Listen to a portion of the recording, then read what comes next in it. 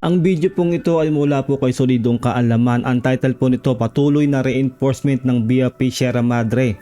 Nakuuhanan ng China. Kung hindi ka pa po nakasubscribe sa akin channel, please subscribe para po ma-update ka kapag naglalabas po tayo ng gantong reaction video. Road to 100k subscribers na po tayo, at pag na-reach po natin ang 100k subscribers, magkakaroon po tayo ng giveaway. Cellphone giveaway po. Kaya don't forget to subscribe, like this video, share, and stay active. Simulan naman natin to. Let's do this.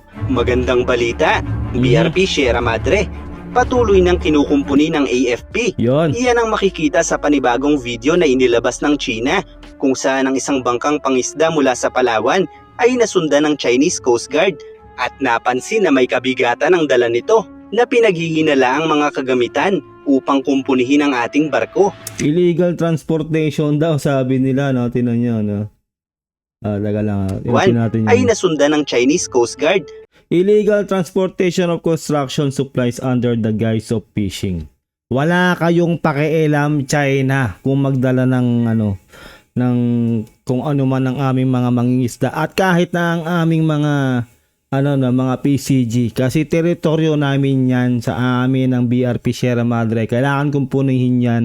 Hindi dapat magpaalam sa inyo ang Pilipinas kung ano man ang gawin namin sa aming teritoryo. Grabe talaga tong China, no? Tingnan nyo, illegal transportation of construction supplies.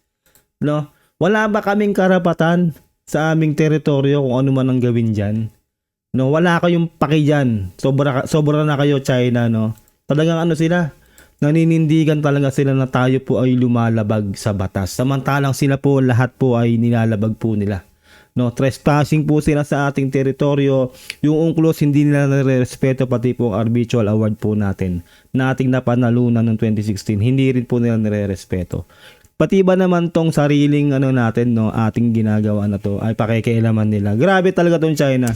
At napansin na may kabigatan ang dala nito na pinaghihinala ang mga kagamitan upang kumpunihin ang ating barko.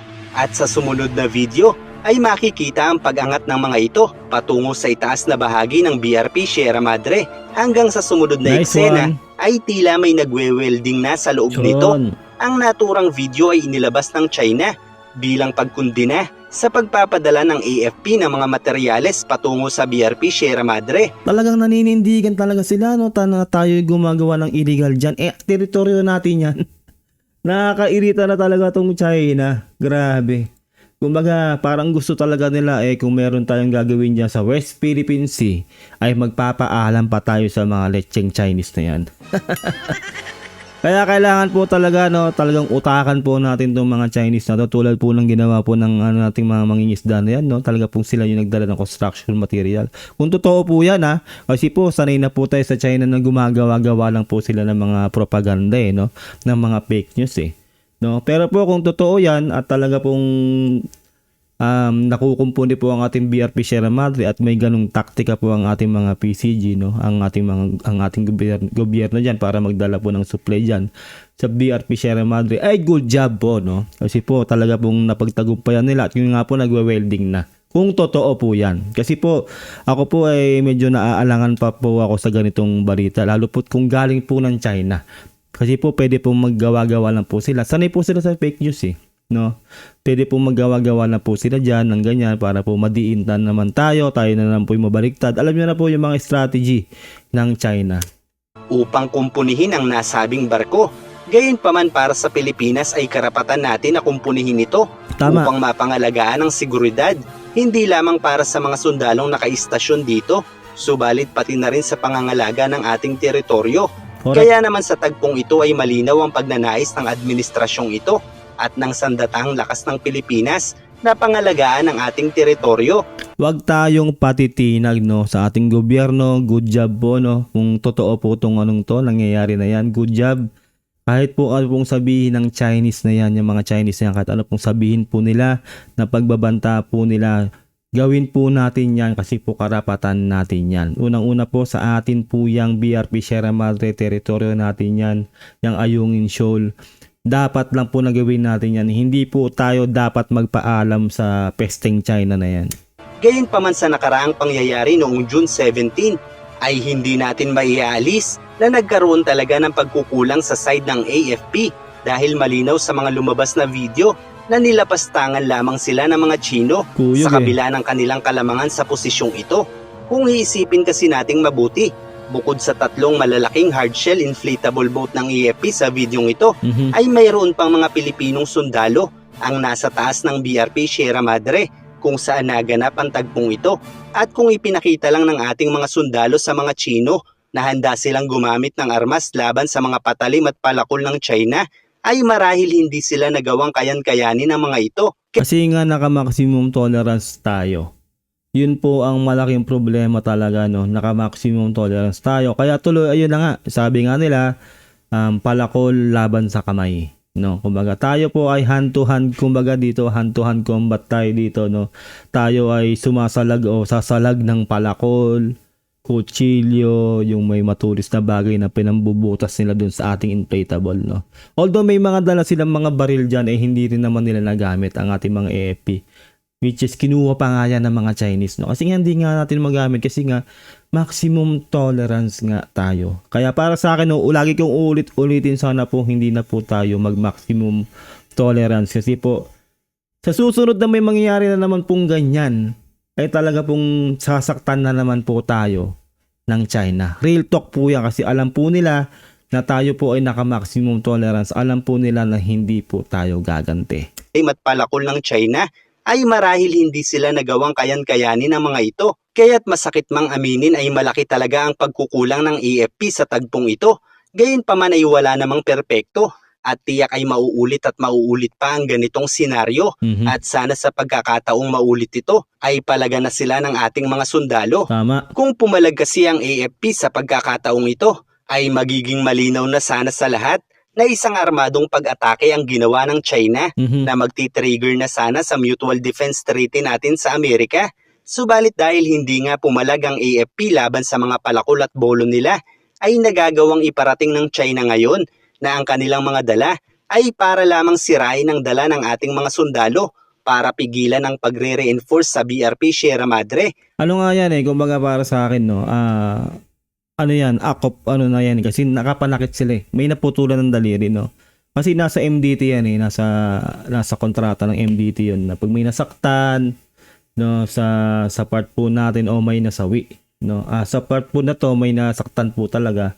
Actually, hindi naman po rin basta-basta rin talaga maiaano yung MDT na yan, no, na ma-invoke yan, no. Kasi pag-aaralan po munang mabuti yan. Magkagather po talaga ng malaking ebidensya muna talaga dyan para po ma-invoke yan o kumbaga gera na yun pag ganun, di ba? Talagang tutulong na po ang US sa atin kasi nga kaalyado natin ng US. Pero talaga pong marami pa pong proseso yan, dadaan po sa mahabang proseso yan, no. Ang sa akin lang naman, hindi naman porke pumalag tayo gera na, no. Invoke na agad yung Para sa akin, kahit water cannon man lang sana, no. Tayo ko po sinasabi yan, pumalag tayo kasi po kawawa po talaga ang ating mga kasundaluhan dito. Sa madaling salita, dahil sa hindi tamang tugon ng AFP sa pagkakataong ito, ay nagsilbi na lang coercive action ang ginawa ng mga Chino at pati tuloy ang administrasyong PBBM ay nadamay sa kapalpakang ito. Kaya't kung mapapansin natin ay hindi pa rin nagbibigay ng pahayag ang Pangulo at hindi ito dumalo para parangalan ang napinsalang sundalo. Malinaw kasi na sa mga nakaraang pahayag ng Pangulo ay paulit-ulit nitong sinabi na hindi tayo palulupig sa kahit na sino at ang isa pang madalas na pahayag nito na huwag hayaang mag-escalate ang gulo ay isang malinaw na pahayag na ipinuposisyon niya ang ating bansa sa defense position laban sa mga Chino.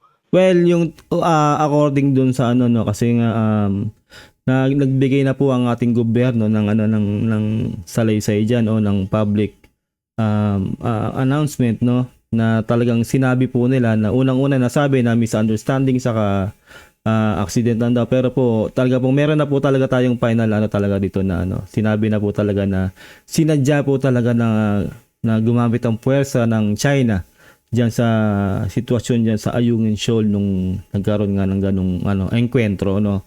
Meron na pong statement diyan para diyan po talaga. Pero sa pagkakataong ito ay tila nga nalupig ang AFP ng mga Chino, kaya't isang kababawan na isisi ito sa Pangulo dahil ang bawat kaganapan gaya ng ganitong engkwentro ay taliwas sa di palulupig na ipinag-uutos ng Pangulo Tama. at lalong hindi maituturing na maximum tolerance lang ang ginawa dito ng ating mga sundalo. Kaya't ang pagkukulang sa sitwasyong ito ay responsibilidad lamang ng mga sundalong naharap sa tagpong ito. Well, actually, para sa akin, no, lahat, no, responsibilidad po ng lahat yun. Sa ating gobyerno, saka po dito sa ating mga kasundaluhan. Kumbaga, centralized po dapat dito, no. Kasi po, una-una, kaya nga hindi po makapalag dito ang ating mga kasundaluhan kasi po naka-maximum tolerance tayo. Kitang-kita naman po natin dito sa video na gigil na po talaga ang ating mga kasundaluhan. Nagmumura na rin po talaga sila rito. Halos mapatid na po ang litid nila kakasigaw dito, no. Talaga pong paus na rin sila sa kakasabi sa Chinese Coast Guard na to na dinumog po talaga sila na teritoryo po natin to.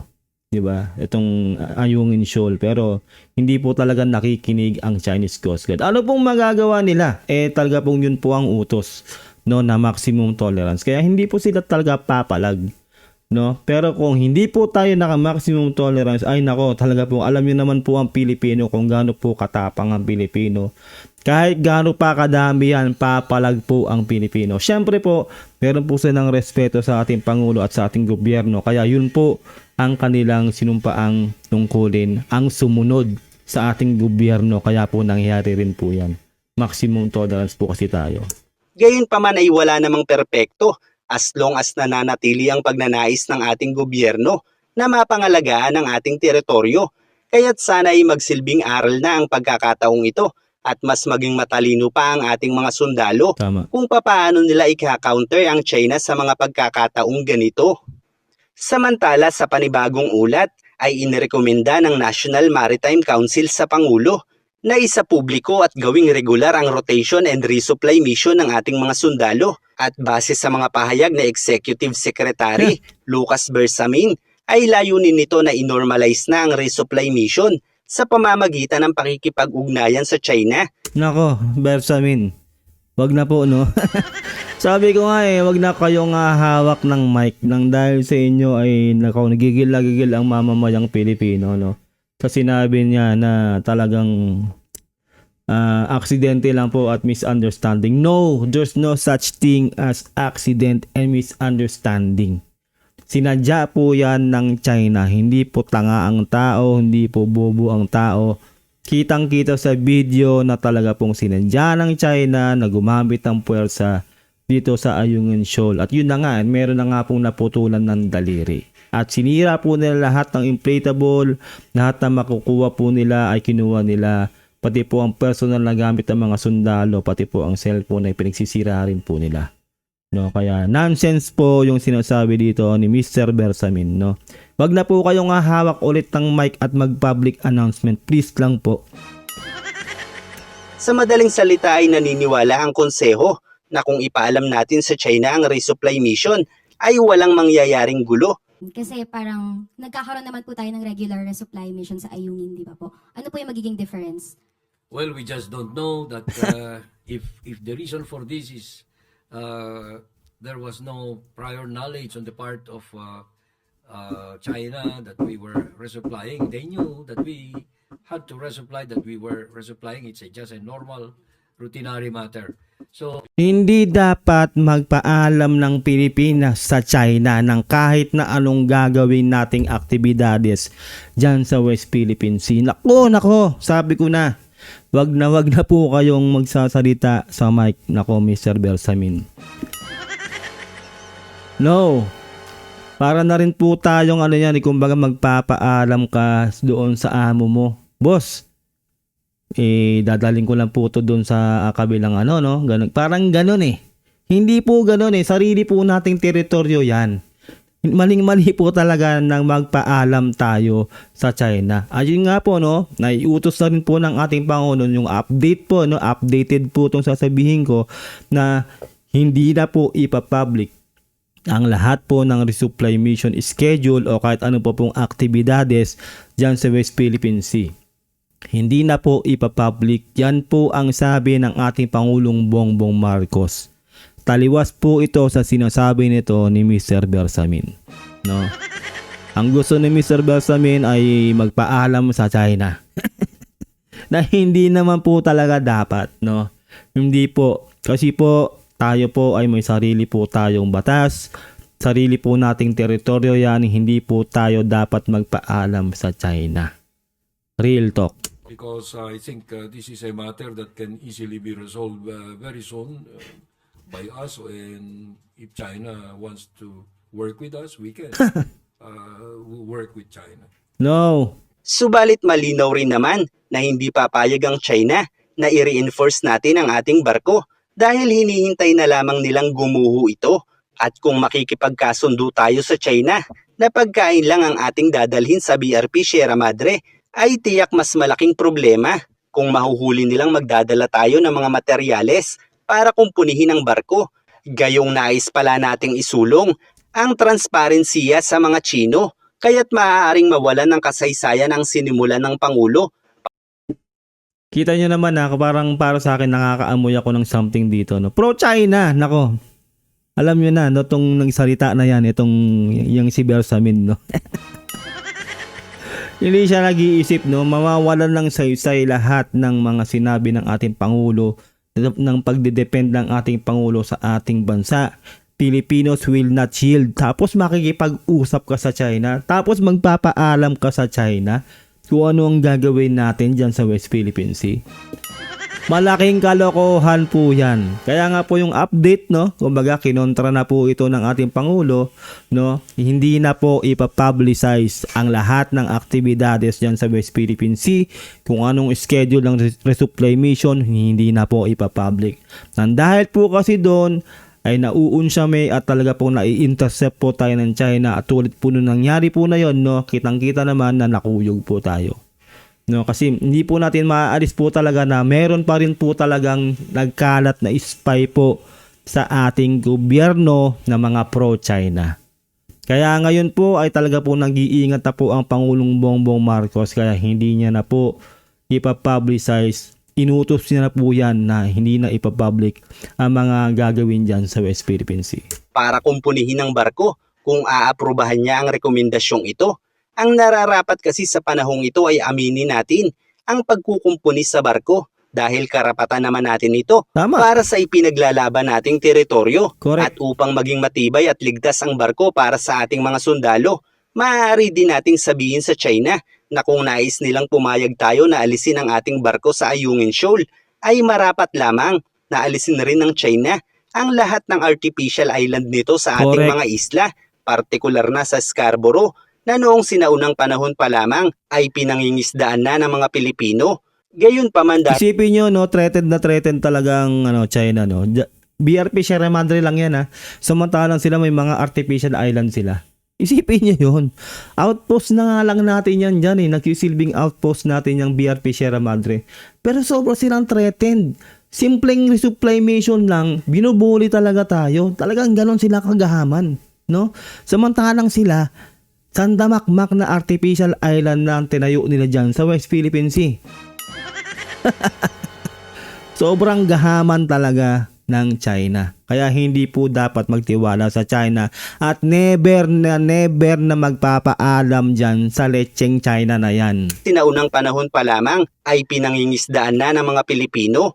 Gayunpaman dahil nga ang Pangulo ang bumuo ng konsehong ito, ay may posibilidad na maaaprubahan pa rin ito ng Pangulo. Gayunpaman ay maaari namang ibahin ang layunin ng Wala na, iba na. rekomendasyong ito, gaya ng ipinahiwatig ni Lucas Bersamin na makipag-ugnayan sa mga No. Chino.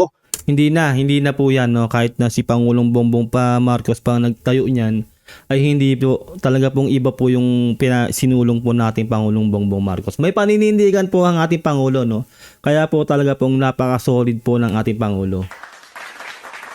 Grabe po ang ating Pangulo, talaga pong nag-iisip, no, ang ating Pangulo.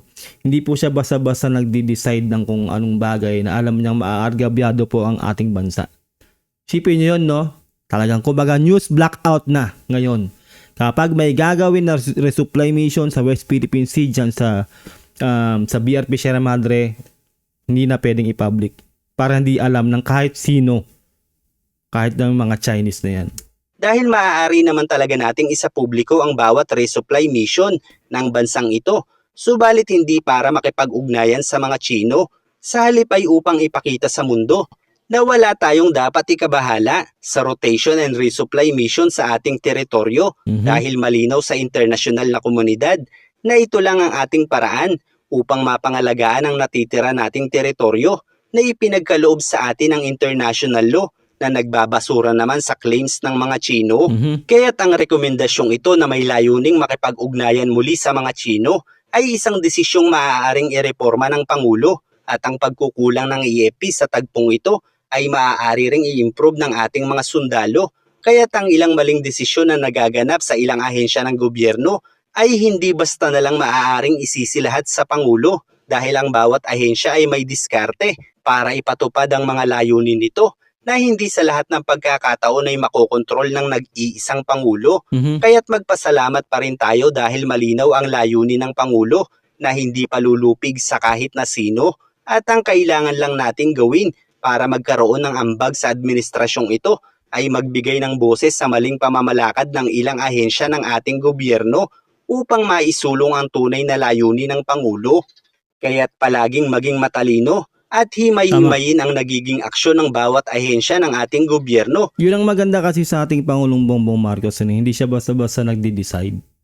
No, talaga pong pinag-aaralan niyang mabuti. Matalino po ang ating Pangulong Bongbong Marcos, no. Kaya po kahit po ganito po yung sinabi po ni Bersamin na makipag-usap o magpaalam sa China na i-publicize yung mga aktibidades natin diyan, hindi po ganoon yung ginawa po ng ating Pangulo, no. Talaga pong hindi na po news blackout na, no, kumbaga talaga pong hindi na po kasi po ramdam po talaga natin no, parang nalalaman po talaga ng China kung kailan po tayo magre-resupply mission. Kung meron tayong gagawin yun sa West Philippine Sea. No, kaya naging malaking issue po talaga po to yung statement po na to ni Bersamin, lalong-lalo na po yung sinabi niya na misunderstanding lang daw po yan at aksidente, no. Kumbaga po yung moral po ng tao po sobrang baba na tapos makakarinig pa tayo ng ganun. Talaga po manggigigil po tayo. Kaya nga po, 'di ba, bilang nagsalita na rin po si DND Secretary Gibo, no, na talaga pong sinabi po niya na yun na po yung final na paninindigan po natin talaga. Na talaga pong sinadya po ng China na gumamit ng puwersa doon sa nangyari po sa Ayungin Shoal, no. Kaya po i-erase na po natin 'yan, yung pong statement na po 'yan ni Mr. Bersamin. Nakakagulo lang po yun at talaga pong yung moral po natin ngayon ay kailangan tumaas, no. Ang ating Pangulo po ay matalino, talaga pong ngayon po talaga lahat po ng gagawin dyan sa West Philippine Sea ay hindi na po ipapublicize. Kasi po dyan po tayo nagkakanda leche-leche. Dahil kung tuluyang malilihis ang isipan ng tao dahil lamang sa pagkakamali ng isang sangay ng gobyerno na sisira sa isang Pangulo, ay posibleng tuluyan ng mawala ng pag-asa ang lahat ng Pilipino na lalong maglalapit sa atin sa pananakop ng mga Chino. Duterte yun. Ayun lang po, no, ating po nagawan po ng reaction tong napakahusay na video na to ni Solidong Kaalaman. Ilalagay ko po sa description ang link ng kanyang video para po makapag-subscribe po kayo sa kanyang channel. At syempre huwag niyo po sanang kalilimutan na mag-subscribe sa akin channel para ma-update kayo kapag naglalabas po tayo ng itong reaction video. Road to 100k subscribers na po tayo at pag na-reach po natin ang 100k subscribers, magpapag-giveaway po tayo ng cellphone. Kaya dapat mag-subscribe ka, like and share this video, stay active. Until next time po, no, comment nyo na lang po ang saloobin nyo sa napanood yung video. God bless and peace out. Bye.